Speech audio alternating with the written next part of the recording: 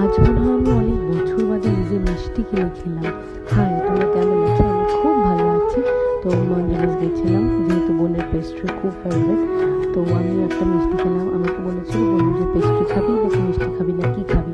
তো আমি বললাম না, আমি পেস্ট্রি খাবো না, আমি মিষ্টি খাবো।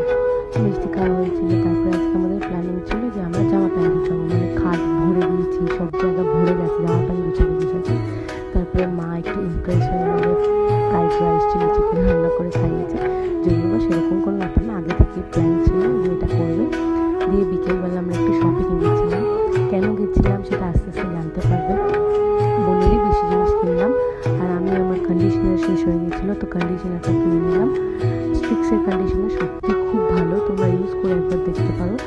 আর চুলটা খুব স্মুথ আর গ্লসি একটা ভাব থাকে চুলে। আর বোনের কিন্ডার জয় এত ফেভারিট, যে কিন্ডার জয় দেখলে সেখানে দাঁড়িয়ে যায়। তো ওর জন্য আবার কিন্ডার জয় নিলাম।